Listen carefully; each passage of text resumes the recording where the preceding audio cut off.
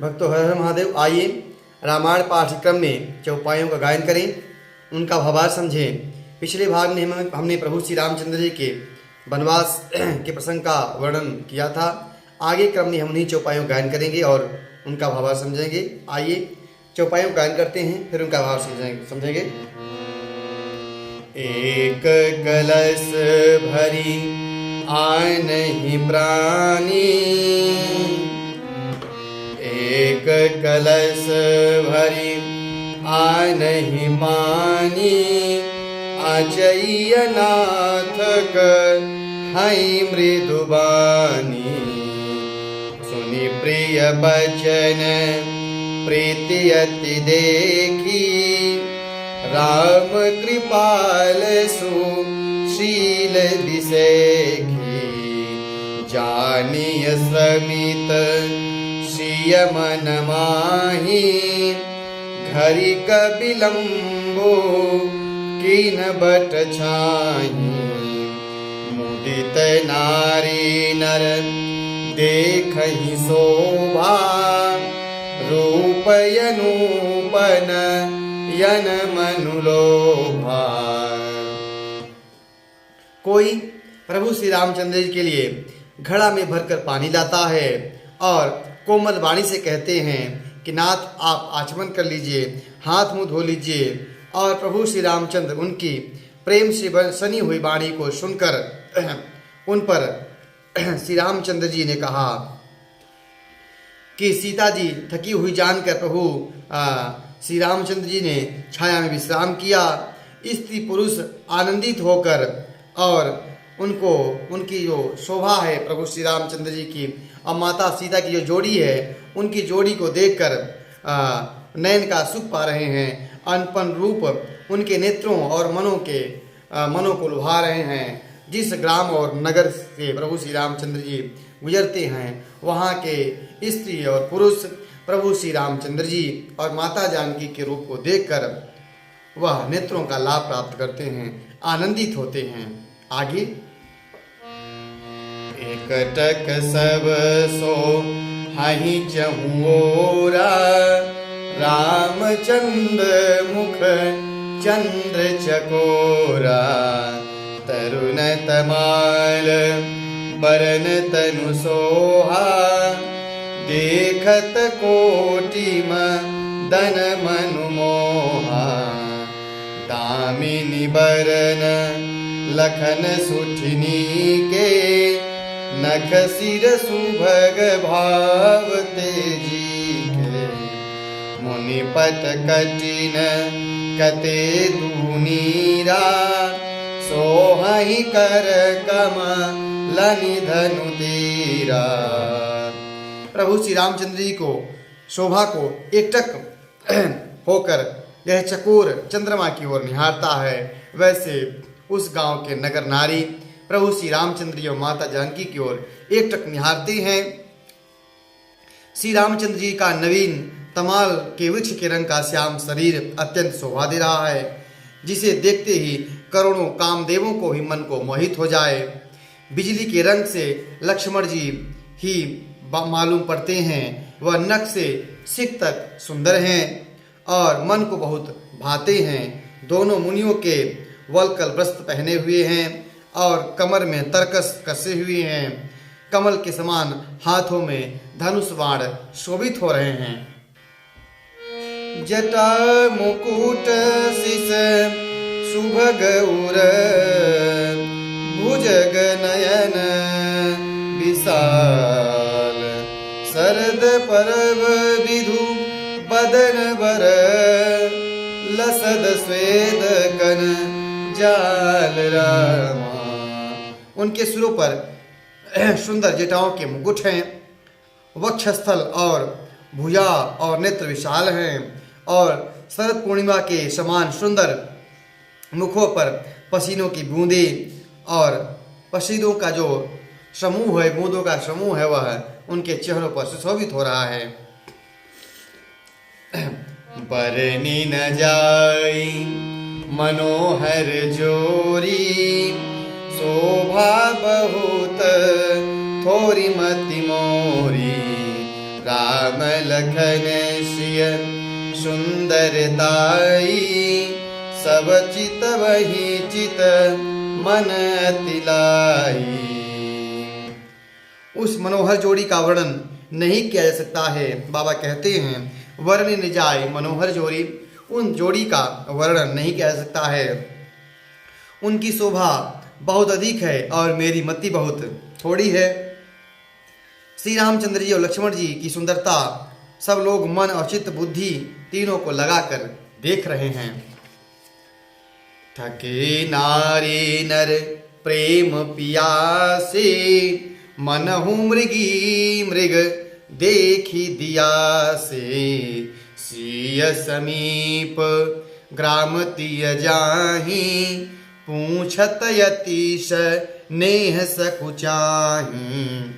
प्रेम के प्यासे स्त्री पुरुष ऐसे थकित रहकर देख रहे हैं जैसे दीपक को देखकर हिरनी और हिरण स्तब्ध हो जाते हैं। गांव की स्त्रियां सीता के पास जाती हैं, पर स्नेह के कारण कुछ पूछने से वह सकुचाती हैं। बार बार सब लाग ही पाए, कहीं बचन मृदु सरल सुभाए। राजकुमारी विनय हम करही, तिय सुभाय कछु पूछत डरही। स्वामी नय विनय क्षम भी हमारी, बिलगुन मानव जानी गवारी। राजकुंवर दो सहज सलोने, इन तेल ही दो रत सोने। बार बार वह माता जानकी के पांव लगती हैं और सहज ही सीधे साधे कोमल वचनों से माता जानकी से कहती हैं कि हे राजकुमारी, हम विनती करती हैं, परंतु स्त्री स्वभाव के कारण कुछ पूछ नहीं पाती हैं और पूछने में डर लग रहा है, संकोच लग रहा है। हे स्वामिनी, हमारी ढिठाई को आप क्षमा कीजिएगा, हमको गंवारी जानकर बुरा मत मानिएगा। वे दोनों राजकुमार स्वभाव से ही लावण्यमय सुंदर हैं। मकरत मणि और सुवर्ण के कांति इन्हीं से पाई है। अर्थात वह प्रभु श्री रामचंद्र जी के बारे में और लक्ष्मण कुमार जी के बारे में, माता जानकी के बारे में वह पूछना चाहती हैं। श्यामल गौरवी शेष बर, श्यामल गौर की सौरवर। सुंदर सुषमा ऐन रामा, सवर बरबरी नाथ मुखो। सरद सरोरु नैन रामा। श्याम और गौरवर्ण के सुंदर किशोर अवस्था के दोनों ही परम सुंदर और शोभा के धाम। शरद ऋतु के पूर्णिमा के चंद्रमा के समान इनके मुख और कमल के समान इनके नेत्र हैं। इस प्रकार प्रभु श्री रामचंद्र जी की वह शोभा का वर्णन करती हैं। कोटि मनोजल जावनिहारे, सुमिखी कहूँ को आही तुम्हारे। सुनि स्नेह मैं मंजुल बानी, सकुचि सिय मन महु मुस्कानी। तिनहि बिलोकत तिनहि बिलोकी, बिलोकत धरनी। तुहु सकोच सको चति बरबरनी। सकुचि सप्रेम बाल मृग नयनी, बोली मधुर बचन पीक बयनी। वह माता सीता से स्त्रियां पूछती हैं कि हे सुमुखी, कहो अपनी सुंदरता से करोड़ों कामदेव को लजाने वाले ये तुम्हारे कौन हैं। उनकी ऐसी प्रेममयी और सुंदर वाणी को सुनकर माता जानकी ने सकुचा गई और मन ही मन मुस्कुराई। उत्तम गौरवर्ण वाली सीता जी उनको पृथ्वी की ओर देखकर कहती हैं कि वे दोनों ओर से संकोच सकुचा रही हैं। हिरण के बच्चे के सदृश नेत्र वाली और कोकिल सी वाणी वाली सीता जी सकुचा कर प्रेम सहित मधुर वाणी से बोली। सहज सुभाय सुभग तन गोरे राम लखन सहज सुभाय सुभग तन गोरे नाम लखन लघु देवर मोरे।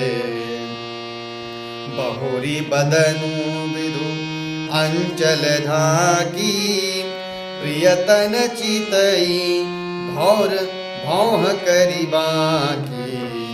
अंजन मंजुति रीछे नयननि निज पति कहेऊ तिन्है सिय सयननि। भई मुदित सब ग्राम बधूटी रंगन राय राशि जन लूटी। तब माता जानकी उनका परिचय देती हैं कि जो स्वभाव से सुंदर और गौर शरीर के हैं उनका नाम लक्ष्मण है और वह मेरे छोटे देवर हैं। फिर सीता जी ने लज्जावश अपने मुख को आंचल में ढककर और प्रीतम श्री राम की ओर निहार कर भौहें टेढ़ी करके कहा। खंजन पक्षी के सुंदर नेत्रों को तिरछा करके सीता जी ने इशारा करके उन्हें कहा कि ये मेरे पति हैं। यह जानकर गांव की स्त्रियां इस प्रकार आनंदित हुई मानो कंगालों ने धनों की राशि को लूट लिया हो। अतिश प्रेम सिय पाय परी बहुविधि देहि आशीष रामा। सदा सुहागिनी हो तुम जब लगी मही यही शीस रामा। इस प्रकार जब माता जानकी ने उनका परिचय दिया राम लक्ष्मण का, तब वे अत्यंत प्रेम से सीता जी के पैरों में बहुत प्रकार से आशीष देती हैं। सीता जी के पैरों में पड़कर बहुत प्रकार से आशीर्वाद देती हैं कि जब तक शेष जी इस पृथ्वी पर रहें तब तक तुम सदा सुहागिन रहो। इस प्रकार वह माता जानकी को जो ग्राम की स्त्रियां थी वह आशीर्वाद देती हैं। आज की कथा यहीं तक। अगले भाग में हम फिर प्रभु श्री रामचंद्र जी के अगले वनवासी क्रम की चौपाइयों का गायन करेंगे, उनका भावार्थ समझेंगे। कथा अच्छी लगी हो तो इस यूट्यूब चैनल को सब्सक्राइब करें, शेयर करें। हर हर